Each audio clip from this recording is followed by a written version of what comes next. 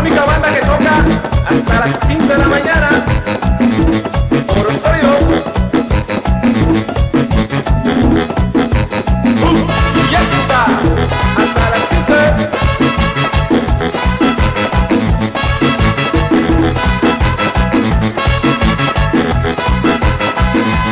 Alright, the entertainment for tonight is organized by Team One Heart, and they're going to explain what they're organizing. Will you tell me what you are organizing for tonight? Okay, it's a salsa night. Huh? Salsa night. South night. Salsa night. Salsa night. Salsa night. Wow, do you know salsa? A little bit, just A like. little bit. So does everyone get to dance? Maybe let's see what we can do to get them to the dance floor and keep it rolling. Alright, thank you. Team One Heart Team for One Heart. organizing a salsa night. Al mambo.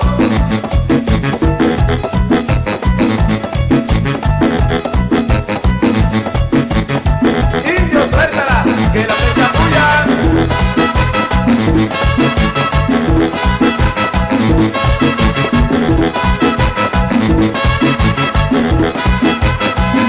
En tanga, me gusta mi frente en tanga. Yo quiero tenerte en tanga. Qué linda te ves en tanga. Ponela otra vez. Qué linda tanga, que tú te ves en tanga. Cuando te pones tanga, qué rico es.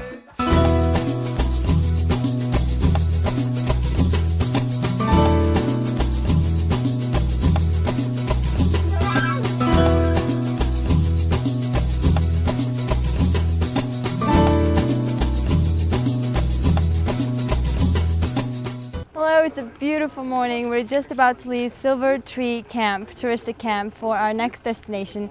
Our next destination will be the wonderful Tahar Chulu, which has an amazing folklore and legend behind it. I'm really excited to go and see what that is about.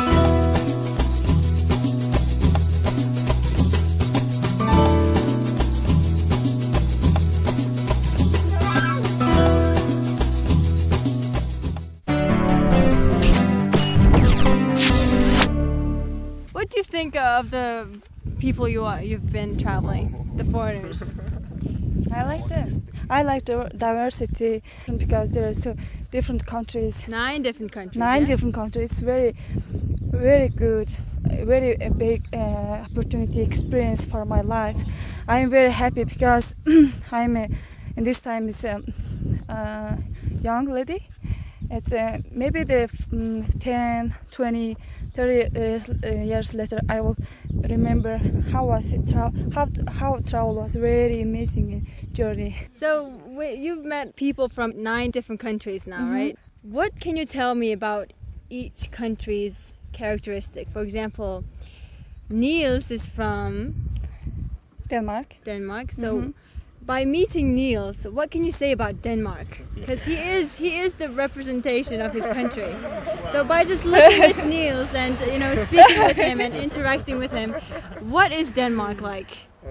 He is a little quiet, but I think he is responsible for things. So according to Oyuka, all Danish people are quiet and very responsible.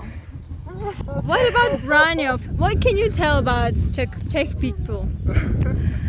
I think he is very open-minded, and also he studied Mongolian language during the 5 years, and he can speak very well in Mongolia. It's very amazing. I never seen before like that man. He's a bit of a hippie, isn't he?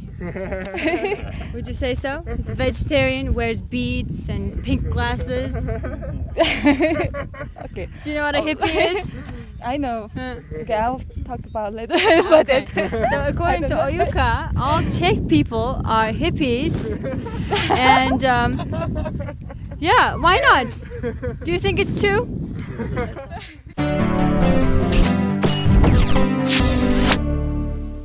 No, all Czech people are not hippies. Just you. You're special. No. There are a lot of people like me in Czech, but So what is this hippie movement in Czechoslovakia? What do you think? I don't think there is any hippie movement. I don't think I'm not a hippie. No. No, I'm not a hippie. The camera go from hood to foot here. Can you look at it? Look at the Winnie Pooh T-shirt, and of course he has his glasses. But we'll. I bought this in Ulaanbaatar. Ah, Yeah, Narantul. Narantol. Narantulzag. Narantulzag. How do you like going there? Narantulzag, it's greatest place in Ulaanbaatar. Why do you Yeah. think so? There is so much nice things in Narantul. To And buy. cheap. And all kinds of things, right? Yeah, and the people are nice there. If you If you want.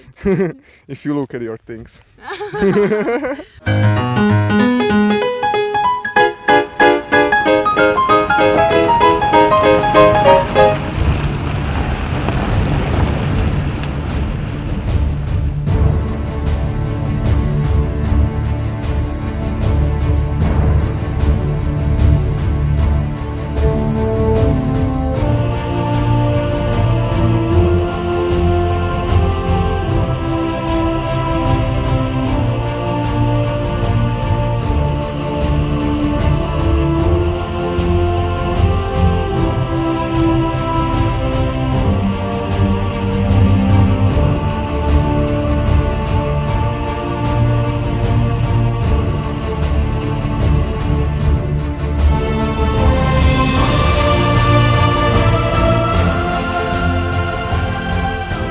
Erdenzul is the most ancient surviving Buddhist monastery in Mongolia. It is in Overhangai province near the town of Harhorin and adjacent to the ancient city of Karakorum.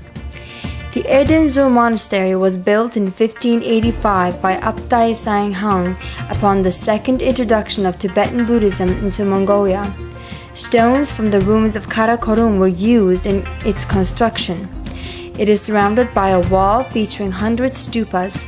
The number 108, being a sacred number in Buddhism, was probably envisioned but never achieved.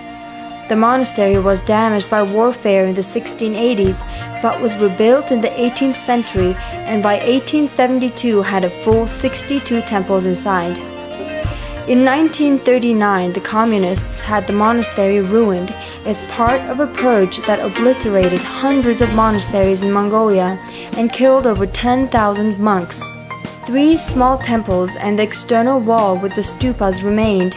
The temples became museums in 1947. Erdenzul was allowed to exist as a museum only. The only functioning monastery in Mongolia was Gandan Tekchindeng Hid Monastery in the capital Ulaanbaatar. However, after the fall of communism in Mongolia in 1990, the monastery was turned over to the lamas and Erdenzul again became a place of worship. Today, Erdenzul remains an active Buddhist monastery as well as a museum that is open to tourists.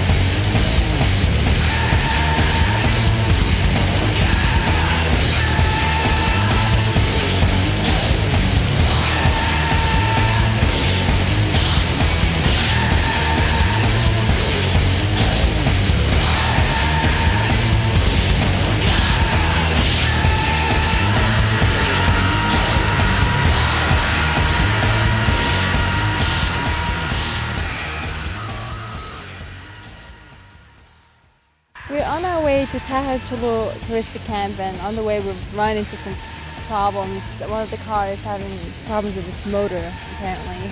What did you guys think of yesterday's assignment? Oh, I liked it very much. You liked it? It was great, yeah. You know what?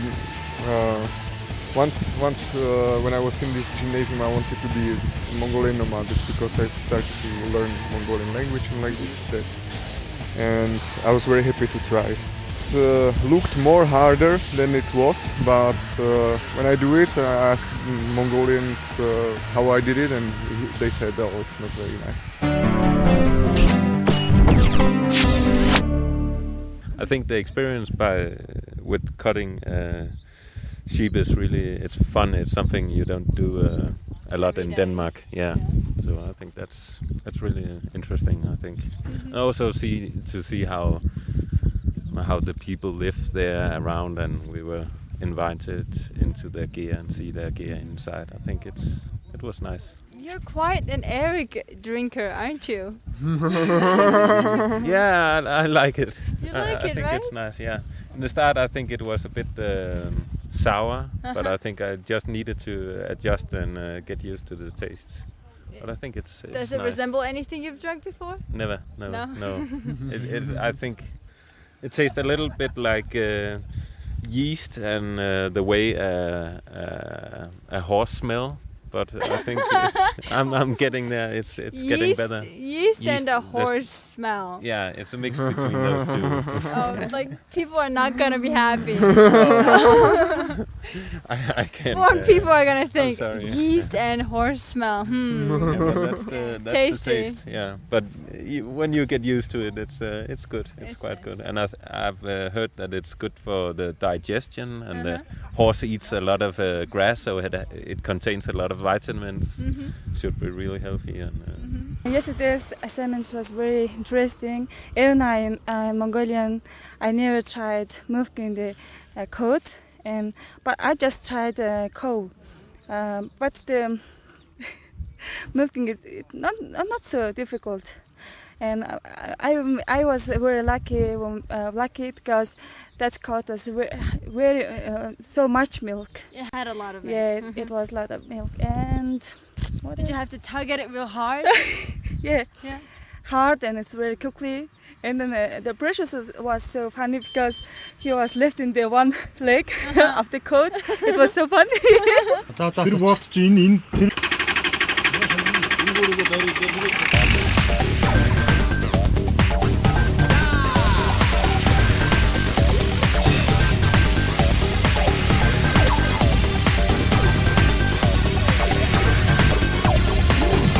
одоо аялал бол бэрхшээлгүй аялал байдаг болохоор одоо ингээд сайхан аялж байна. Энэ бол аяллаа нэг хэсэг. How did you find the second assignment? I told you, yeah. And before I did, but yesterday I just Sandra was very good, and she have to make it, and then she was very good. Okay. Yeah. The time pressure kind of gets to you. Yeah, it's doesn't it? getting me nervous. You get and then- excited yeah, and nervous. excited and nervous.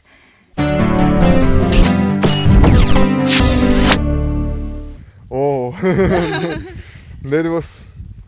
Yeah, I was first thinking that it's like it's very easy. I Took it apart so fast. took it apart very fast, and I said, okay, I will took it apart and get it back. I made the parts one after another, and then I was getting in bed back, and I couldn't. I was looking at the shape, and okay, I know the shape, and then when I took it apart, where is the shape? No shape. So it took me so long, and But you were the first one to complete it. well, yeah, but I think it took me longer time, no, longest. Yeah. Yeah. The end. The hardest thing was at the end, Yeah. to make it. The last piece, Yeah, right? the last piece magic piece. Last piece was hardest. That was key. Yeah. Yeah. So what do you think these games tell you about the mindset of Mongolians? Well, I think that there are a lot of other games which can tell us something about mindset of Mongolians. Choltonitolom, when you put the stones together like in a shape of a gear, and one stone is fire, one stone is tea, and the children is playing like here we have a tea, and some these white little stones are sheeps, and here you go Hariulach. I'm studying this stone games because I think it's it shows more deeply what the children is really thinking, because they are building their own world. They are building their own world, how they think it should look like. They're building the world as they view it, right? Yeah, as they view it, as they think see it. it, Yeah, as they see it, as they want it to be in the future. So that you can directly see how they view the world of themselves in the future. That's what. Do you think that children in the countryside are now making maybe like tall, like 10-story buildings is now with stones? How do you think the city life has affected country children and their mindset? Well, city life. I was making only one research in Arkhangai, and I didn't find any stones which will build in the round gear. I found only stones which will build like quadratic, like like a European house. And I think it's not. I think it's because of the television, because television is now everywhere in the Mongolia, and the kids are looking at television. They look that the people in the television are living in these houses, and they have water here and food here, and everything they need they have near. So they think that's much better than Mongolian living. But I think this Mongolian style of life in the nature, in the gear with cattle, it's much more nicer than in the cities. I like it more. Would you ever want to come and just live in a gate with 2 goats and a sheep, maybe? 2 goats, maybe 20 goats. 20 I think 2 goats would make a living. Yeah, I want it, and but I tried for 1 month, just 1 month, and it's too hard. It's very hard. Yeah. Alone, you did everything alone? No, I was living with a family of our teacher. Yeah. And it's nature is attacking you from every side, and you have only this little gear which you can take cover from nature, and it requires a lot of work, doesn't it? Yeah, and it looks really simple, but it needs a lot of experience, because Mongolians see the sheep, and they know every sheep, and they see how it is moving. They understand it. They can, it's like talking. The herd is talking to them, and I see sheep, and I see sheep, and nothing. Yeah. It's very nice to see that there is still this simple life going on, and it's very. I like the simple life. It's really. Westerners find it very idealistic. Yeah. Don't they? Yeah. I wonder why that is. What do you think? Maybe it's the simpleness because of all the modern chaos. Maybe it's because of nature. What do you think? Yeah, I think of course it's the simpleness, and also in the West you have to all the time you have to work more mental. You get stressed all the time, and you have all these mental jobs that you have to figure out. And here it's very much more concrete. It's back to nature. Of course, it's hard work to live in the countryside, but it's hard work physical. So I think that's kind of what we maybe lack in the Western region. It's the tiredness of physical labor, and when they don't have physical labor, they go to gyms and work out. Yeah, exactly, right? Exactly. It's really stupid. You go to the fitness center to keep your body instead of working. going to a fitness, you could just wash your clothes or something. Yeah. Or chop the wood. Yeah. So I guess that's why we have this idealistic dream about life in the countryside in and Mongolia. people here have this idealistic view about Western life. Yeah, it's probably If people two want what they cars don't and have. swimming pools, and that's Yeah. the idea.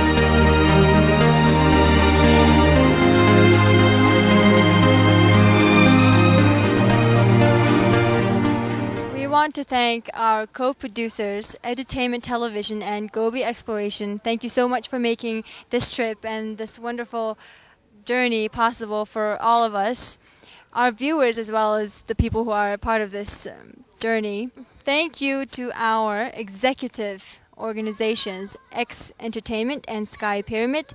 Thank you UB Post as well as Today News. And of course, Tachachotlo Touristic Camp.